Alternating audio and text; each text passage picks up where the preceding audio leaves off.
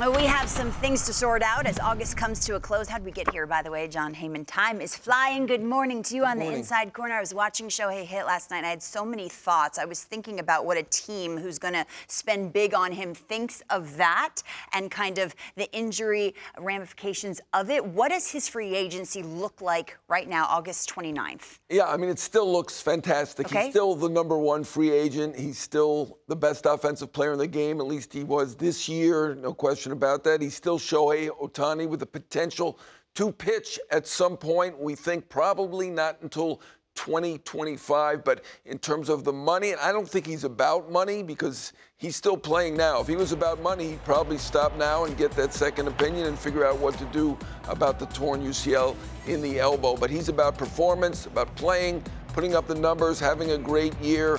And the free agency's going to still be great. You know, there might be a team or two that says, you know what, as a DH, at least for the first year, probably, maybe we won't go in that direction. Maybe he's not going to get the $600 million. I still think he's going to get close to $500 million because look at Aaron Judge's free agency. He could have gotten over $400 million with San Diego. He probably could have gotten over $400 million with the Giants. So, I mean, we're talking about Ohtani, who's a comparable hitter who still has that potential and likelihood, very likely, to be a pitcher and certainly the marketing icon. Judge, big marketing icon as well, but nobody's like Ohtani. Are we still talking suitors, West Coast and New York teams? Is that still where we're at? Did he ever actually say that, or did we just make it up? I think we just inferred it from the fact that there were 7 finalists and 5 of them were on the West Coast. I think he was just going to go to the, and I've been told this, who knows? Nobody knows because he doesn't talk about it. He just was going to go to the Angels all along. Good spot for him, needed a DH. I mean, 3 out of the 7 finalists were NL teams where he really could not go because he was going to have to be a DH. So I think it's potentially those finalists were window dressing, and some people who are close to him do believe that the East Coast is Midwest just as possible. Now, as far as the teams go, there is some word that he doesn't love pitching in Yankee Stadium. Somebody told me he's not really that thrilled hitting in Dodger Stadium for whatever reason. I don't know. I've always thought the Dodgers are a favorite because he loves it in California, Los Angeles. They win consistently. I'm not so sure about that at this moment. Texas has been on my list, but they may be looking more toward pitching. Just guessing here. So we'll see. I do think San Diego will be a player. San Francisco will be a player. Of course, that ballpark is tough. I do think the Cubs will be a player, and I do expect New York teams to weigh in there and give it a shot. But this guy is not about the money. Remember, he came over early and made a fraction of his worth to play and to prove that he's the best player in the world. He has done that. One more layer that I keep thinking about, if he's hitting next year, how will that affect his rehab, right? The rehab will not be tailor-made to pitching. We think he's going to pitch in 2025, but it's not a full year.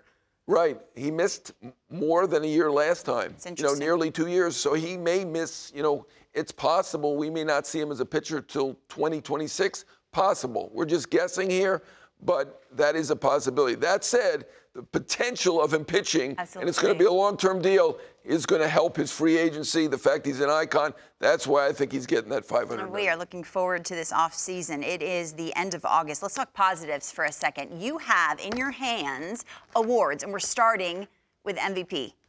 The floor is yours. Okay, well, Ohtani has it wrapped up. He had it wrapped up by the middle of the season, certainly by the trade deadline. There's no question. I'm saying Mookie Betts now. I mean, Acuna is 1 home run away from becoming the first 30-60 man ever. And if someone tells me it's Acuna, I get it. Right now, Betts has the higher WAR by a bit, and he's got the best OPS in the National League as well. The one guy over 1,000. I do think Freeman's a candidate. I do think Olsen's a candidate. Bellinger having an MVP-type season, probably running 5th. Probably doesn't have a chance, but also having a great year. But right now, I'm favoring Betts over Acuna by a little. I think it's kind of a coin flip. Garrett Cole leads in ERA, leads in innings pitched. It's not over because 1 or 2 bad starts can skew those numbers. So still got Luis Castillo probably running 2nd now. You got Valdez, you got Gausman, you've got some guys, Gray, with the potential to get in there, but I think it's Cole. Snell I'm favoring. He's got the best ERA. He's got the 2nd most strikeouts. to Strider. Certainly Strider is a candidate, as is Gallen, as you guys just mentioned. A few candidates in the National League, but I'm favoring Snell. Rookie of the Year, I thought it was going to be Josh Young, but Gunnar Henderson has been so good in the second half, now up to 122 OPS plus, 4.6 WAR. To me, he's the guy. Corbin Carroll, I mean, he's been great all year. Probably not an MVP candidate, maybe in another year, but 4.8 WAR, 137, 138 OPS plus. I still give it to him. McClain's been great. The Reds have so many great rookies, and Senga has really been good with the Mets as well. But I'm going Corbin Carroll. We always hear this narrative, John, that teammates steal votes away from each other. And looking at your list, I was thinking of that with Mookie and Freeman and Acuna and Olsen. Is that, as a writer, is that a narrative that's real?